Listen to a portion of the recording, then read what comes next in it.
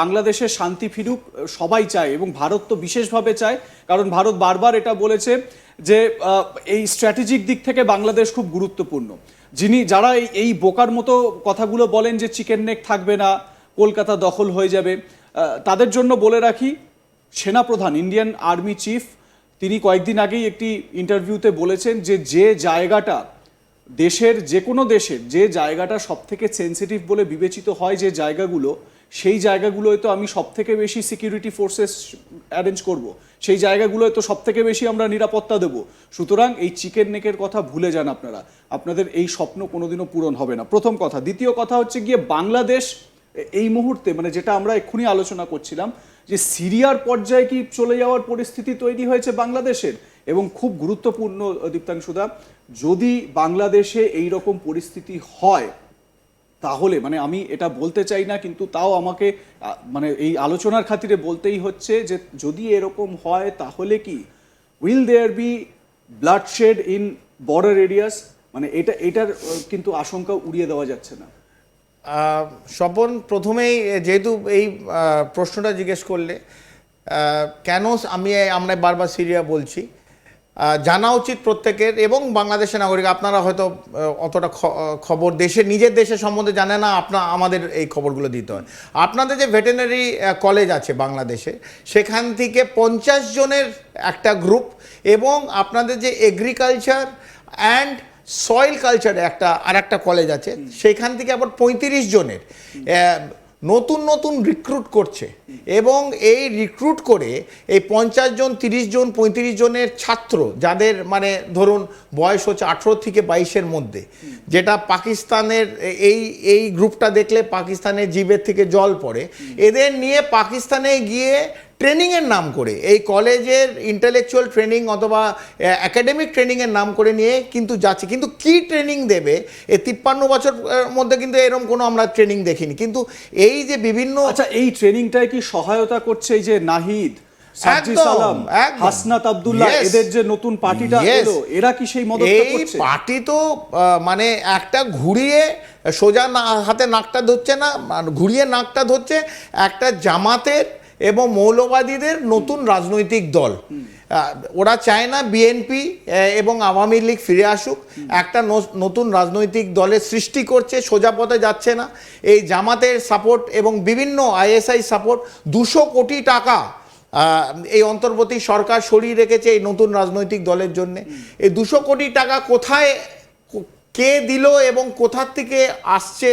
বাংলাদেশের নাগরিক, এই অন্তর্বর্তী সরকার ইউনিসের ওপর চাপ বাড়ানো উচিত, ইউনিসের ওপর চাপ বাড়ানো উচিত যে একটা ইলিয়াস বলে আমেরিকা থেকে এবং পিনাকি জামাত বলে প্যারিস থেকে, আপনার দেশ, ওরা নিজেরা কিন্তু দেশে থাকে না, মনে রাখবেন, বিদেশ থেকে। ওর ভট্টাচার্য, ওর নাম পিনাকি জামাত, ও জামাত, ও ভট্টাচার্যটার নামটা মানে ইট ইজ আ ফাসাড। ওর ভট্টাচার্যও না, ও হিন্দুও না, ও ব্রাহ্মণও না, ও হচ্ছে পিনাকি জামাত। আমি বলে দিলাম বাংলাদেশের নাগরিককে, ওনা এরম লোক ইলিয়াস আমেরিকার থেকে, ওরা কিন্তু বাংলাদেশের জমিতে সরজমিনে থেকে আপনাদের হেল্প করছেন। আমি জানতাম যে অনেক জামাত যারা করছে বাংলাদেশের জমিতে তারা রক্ত ফেলছে, ঠিক আছে, ওদের অন্যরকম একটা আইডিওলজি ওরা করছে।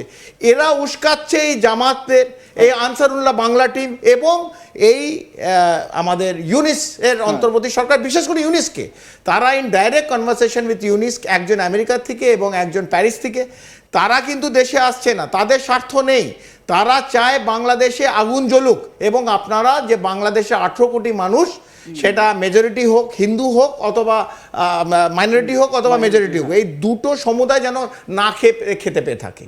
তো ওদের কোনো যায় আসে না আপনাদের জন্য। তাই সময় এসছে ওদের দিকে আঙুল দেখাবার, আঙুল দেখান যে ইউনিস সরকারকে যেতে হবে। এবং আপনাদের যে মেন স্ট্রিম দুটো পলিটিক্যাল পার্টি এতদিন ধরে, এই 53-54 বছর ধরে যে পলিটিক্যাল পার্টি আপনাদের বাংলাদেশকে এগিয়ে নিয়ে গেছে ডেভেলপমেন্টের দিকে, যে টেক্সটাইলে আপনারা সবচেয়ে বিশ্বে এগিয়েছিলেন, সেই টেক্সটাইল কারখানাগুলো বন্ধ হয়ে যাচ্ছে, হাজার হাজার কর্মী তারা রাস্তায় আজকে খেতে পাচ্ছে না, ভিক্ষা আর 2 দিন বাদে চাইতে হবে। এই প্রশ্নগুলো আপনারা কিন্তু ইউনিসকে আমি ঠিক এই জায়গা থেকে একদম সময় সংক্ষিপ্ত, আমাদের ডিসকাশন শেষ করতে হবে। আপনি দুটো পার্টির কথা বললেন, আমরা জানি রাজনৈতিকভাবে যে দুটো পার্টি আওয়ামী লীগ এবং বিএনপি, এই দুটো পার্টি কি ভবিষ্যৎ কি আস্তে আস্তে এরা মানে বিচ্ছিন্ন হয়ে যাবে? বাংলাদেশে কি এদের আর অস্তিত্ব কিছু থাকবে না এই মুহূর্তে দেখে কি মনে হচ্ছে? তো বাংলাদেশের নাগরিককে এটাকে ডিসাইড করতে হবে। ভারতে আমরা বসে এটা আমরা ডিসাইড করতে পারবো না। আমরা চাই যে বাংলাদেশের সার্বভৌমত্ব ইন্টিগ্রিটি বজায় থাক, এটা সিরিয়া না হয়ে যাক, এটা এমন কারোর হাতে ডেমোক্রেটিক ইলেকশনের মাধ্যমে যাক যারা বাংলাদেশকে 53 বছর এগিয়ে নিয়ে গেছে। এই সিরিয়ার মতন যদি হয়ে যায় বাংলাদেশ, অথবা এই নাহিদের মতন একটা ইনএক্সপিরিয়েন্স ছেলে যে কালকে ছাত্র ছিল, 2 টাকা পকেটে ছিল না, আজকে কোটি কোটি টাকা তার ব্যাংক ব্যালেন্স, এই বাংলাদেশকে 100 বছর পিছিয়ে নিয়ে যাবে। এবং আপনাদের যারা 18 কোটি মানুষ বাংলাদেশের নাগরিক, আপনার ছেলেমেয়ের কিন্তু ভবিষ্যৎ একদম অন্ধকার হয়ে যাবে। আপনারা খেতে পাবেন না, আপনাদের হাত পাতলেও কালকে কেউ ভারতবর্ষ অথবা জাপান অথবা চীন, যে আপনার এককালে খুব ক্লোজ, তারাও কিন্তু এক মুঠো চাল আপনাদের তুলে দেবে না যদি এটা কালকে সিরিয়া হয়ে যায়। তো মৌলবাদীদের হাতে বাংলাদেশকে তুলে দেবেন না। আপনারা চান যদি বাংলাদেশের ভালো, বাংলাদেশের ডেভেলপমেন্ট, তাহলে বাংলাদেশকে এই অন্তর্বর্তী সরকার ইউনুসকে বলুন অনেক হয়েছে, আপনি প্যারিসে ফিরে যান এবং যে ডিপ স্টেট আমেরিকা থেকে যে আপনাকে এতদিন সাপোর্ট করছিল তাদের পায়ে পড়ুন। আমি জানি প্রচুর টাকা আপনি নিয়েছেন, তাদের কাছে এখন তারা কৈফিয়ত চাইছে, এই জন্য এইসব অ্যাক্টিভিটি করছেন, আইএসআইকে নিয়ে এসছেন, মৌলবাদী অ্যাক্টিভিটি বাড়িয়েছেন, ফ্যাসিবাদের দিকে নিয়ে যাচ্ছেন। করবেন না। নাগরিকদের বলছি, এই ইউনিস যে ভদ্রলোক, যে সুদ ব্যবসায়ী, তাকে সুদ ব্যবসায়ী করার জন্য আবার প্যারিসে ফেলিয়ে দিন। একদমই। ইউনুস তিনি ক্ষমতায় আসার পর থেকেই ভারত বিরোধী এই স্টান্সটা তারা রেখেছে এবং ভারত মিথ্যা প্রচার করছে, মিডিয়া মিথ্যা প্রচার করছে। ডক্টর ইউনুস তো বটেই, তার উপদেষ্টা মণ্ডলীর অনেক উপদেষ্টাই এটা বারবার বলেছেন। কিন্তু এই কথাটা, এইটাকে চাপিয়ে দেওয়ার চেষ্টা করে বা চেপে যাওয়ার চেষ্টা করে আপনাদের দেশে যে ঘটনাগুলো ঘটছে সেই ঘটনা থেকে আপনারা মুখ ফিরিয়ে রাখতে পারবেন না। আখেরে ক্ষতিটা কিন্তু সব থেকে বেশি আপনাদেরই হবে। আমি ঠিক এই জায়গা থেকে দীপ্তাংশুদা, যেরকম আপনার সঙ্গে আলোচনা হচ্ছিল, দুটো জিনিস। এক হচ্ছে গিয়ে আপনি বললেন বাংলাদেশ সেনাবাহিনীতে আড়াআড়ি দুটো বিভাজন চলে এসেছে। একদম। ওয়াকারুজ্জামান তিনি দেশটাকে ঠিকঠাক রাখার চেষ্টা করছেন, সার্বভৌমত্ব, এবং তার উপর যথেষ্ট প্রেশারও রয়েছে। একদম। বিভিন্ন রাষ্ট্রের, যেরকম পেন্টাগন থেকে ফোন এসেছে, ভারতের চাপ আছে, ভারতের সেনাপ্রধান তিনি তো ক্লোজ কন্ট্যাক্টে রয়েছেন তার সঙ্গে। এই চাপগুলো যে তার উপর আছে এটা স্পষ্ট।